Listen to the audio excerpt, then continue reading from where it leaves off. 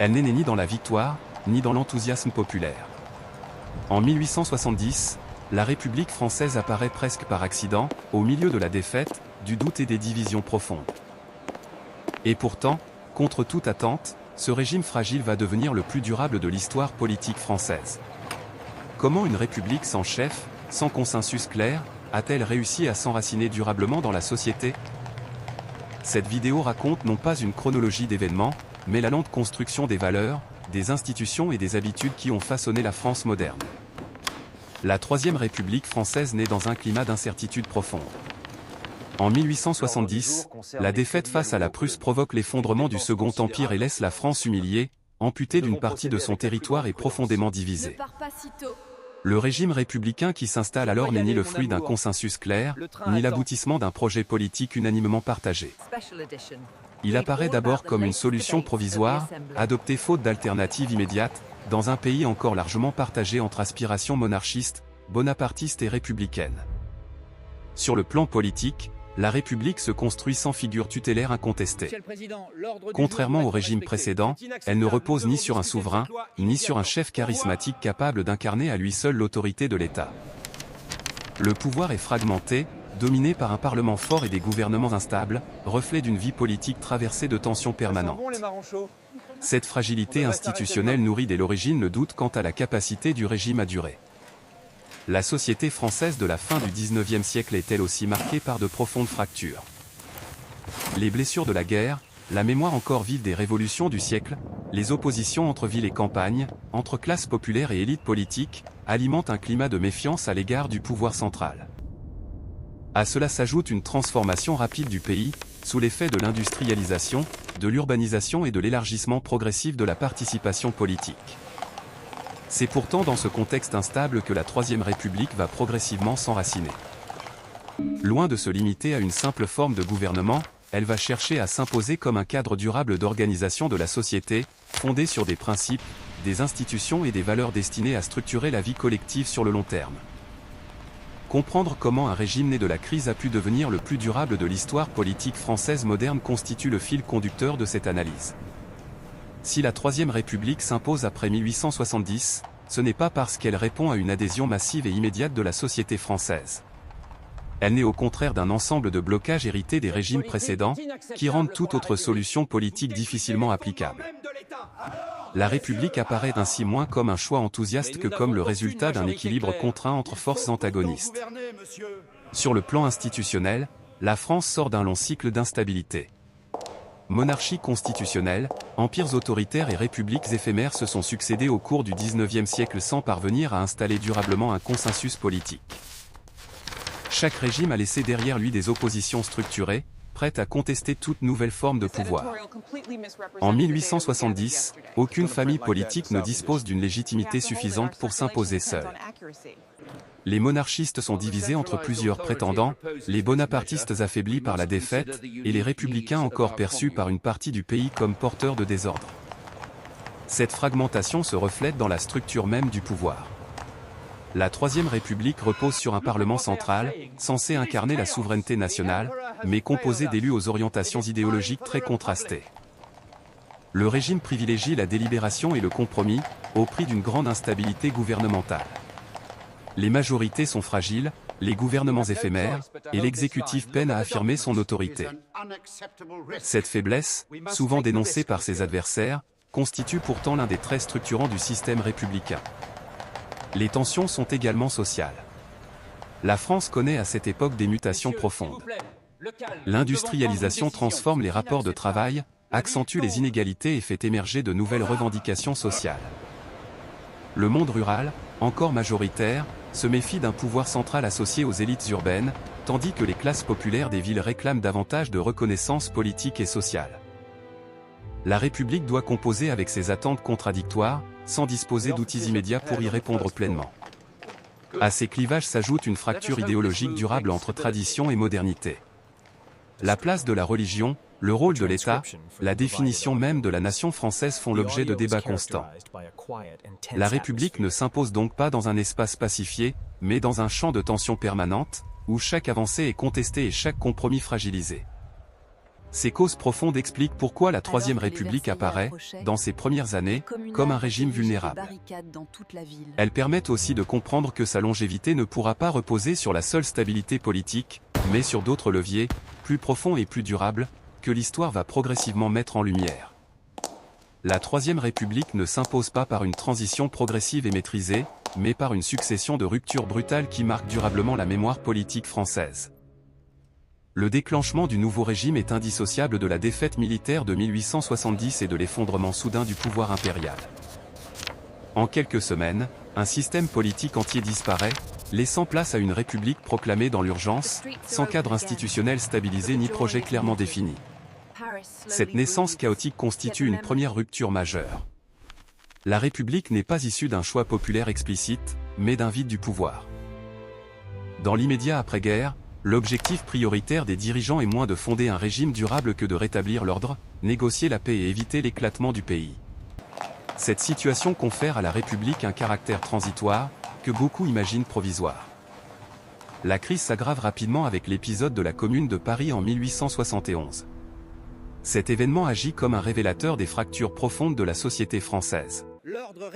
D'un côté, une partie de la population parisienne revendique une autonomie politique et sociale accrue, de l'autre, le pouvoir central, installé à Versailles, entend réaffirmer son autorité sur l'ensemble du territoire. La répression de la Commune marque une rupture nette, la République affirme qu'elle ne tolérera pas la remise en cause de l'unité de l'État, même si elle se réclame de principes démocratiques. Parallèlement, les premières décisions institutionnelles dessinent les contours du nouveau régime. Les lois constitutionnelles de la décennie suivante ne résultent pas d'un grand dessein fondateur, mais d'une série de compromis successifs. Chaque avancée est le produit d'un rapport de force, chaque règle adoptée reflète une méfiance réciproque entre les acteurs politiques. Cette construction progressive traduit une rupture avec les régimes antérieurs, fondés sur une autorité centralisée et incarnée. La Troisième République entre ainsi dans l'histoire par une double dynamique. Elle naît de la crise et de la contrainte, mais elle introduit une nouvelle manière de gouverner, fondée sur la discussion parlementaire, la loi et la durée. Cette phase de déclenchement ne stabilise pas encore le régime, mais elle fixe un cadre irréversible. La République cesse peu à peu d'être une solution par défaut pour devenir une référence politique appelée à s'inscrire dans le temps long. Une fois les ruptures fondatrices traversées, la Troisième République entre dans une phase plus longue et plus discrète de consolidation. Cette période ne se caractérise pas par des bouleversements spectaculaires, mais par une succession de décisions, de réformes et de compromis qui, mis bout à bout, vont profondément transformer la relation entre l'État et la société française. Le régime se stabilise moins par la force que par l'installation progressive de pratiques politiques et sociales nouvelles. Le cœur de cette construction repose sur le rôle central du Parlement. La vie politique de la Troisième République est rythmée par les débats, les alliances mouvantes et les changements fréquents de gouvernement. Cette instabilité ministérielle, souvent critiquée, n'empêche pas une continuité de l'action publique. Les grandes orientations du régime se définissent dans la durée, indépendamment de la brièveté des exécutifs. Le pouvoir législatif devient le véritable pilier du système, incarnant l'idée que la souveraineté nationale s'exerce collectivement et non par l'intermédiaire d'un chef unique. Parallèlement, l'État républicain investit des domaines jusque-là peu structurés par le pouvoir central. L'école occupe une place déterminante dans ce processus. En instaurant un enseignement obligatoire, gratuit et laïque, la République cherche à former des citoyens capables de comprendre les règles du jeu politique et d'adhérer à un socle commun de valeurs. Loin d'être une simple réforme administrative, cette politique éducative s'inscrit dans une stratégie de long terme, façonner une culture civique partagée, indépendante des appartenances religieuses ou locales. La société française, en pleine mutation économique et sociale, devient progressivement le terrain d'ancrage du régime. L'industrialisation et l'urbanisation modifient les rapports sociaux, font émerger de nouvelles revendications et obligent l'État à adapter ses pratiques. La Troisième République ne répond pas immédiatement à toutes ces attentes, mais elle met en place des cadres de négociation et d'expression politique qui permettent d'intégrer les tensions au fonctionnement institutionnel plutôt que de les laisser se transformer en ruptures violentes. Dans le même temps, le régime affirme ses principes à travers un ensemble de lois structurantes. C'est inacceptable. La liberté de la presse, la reconnaissance des libertés publiques et la séparation progressive des sphères politiques et religieuses traduisent une volonté d'organiser l'espace public autour de règles communes. Ces choix ne font pas disparaître les oppositions, mais ils inscrivent le conflit dans un cadre légal et durable. Ce déroulement historique révèle ainsi une logique essentielle de la Troisième République. Sa solidité ne repose ni sur la stabilité apparente ni sur l'unanimité, mais sur sa capacité à inscrire le désaccord, la réforme et l'adaptation au cœur même de son fonctionnement. C'est cette dynamique, souvent invisible au quotidien, qui permet au régime de traverser les décennies sans remettre en cause ses fondements. Les choix opérés par la Troisième République produisent des effets profonds et durables sur la société française, mais ils révèlent aussi les limites structurelles du régime.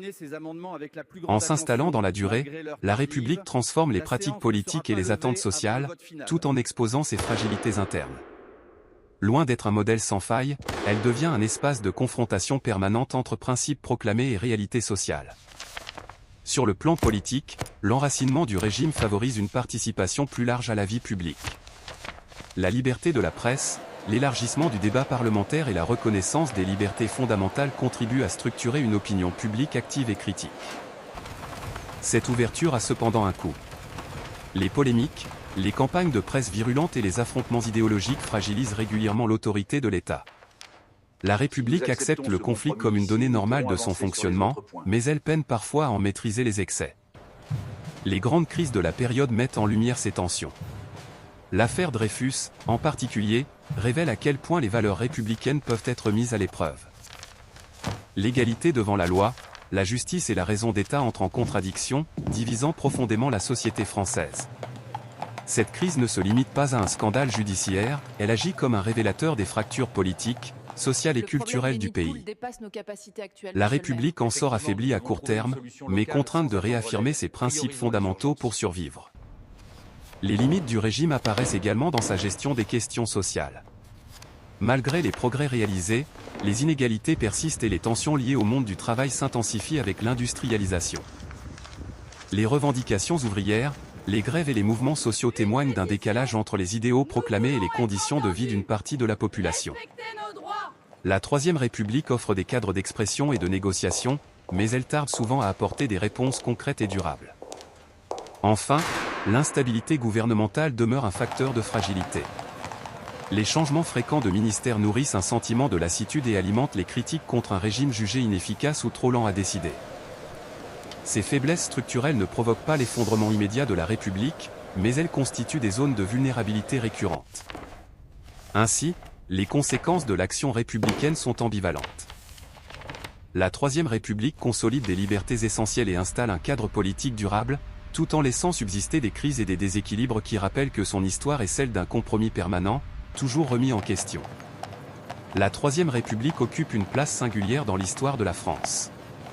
Née d'une défaite militaire et d'une profonde crise politique, elle ne s'impose ni par l'évidence ni par l'adhésion immédiate. Pourtant, par sa durée et par l'empreinte qu'elle laisse sur la société, elle devient un moment fondateur du modèle républicain français. Son apport principal ne réside pas dans une stabilité institutionnelle parfaite, mais dans la capacité à inscrire des principes durables au cœur de la vie collective. Sur le plan politique, la Troisième République établit un rapport inédit au pouvoir.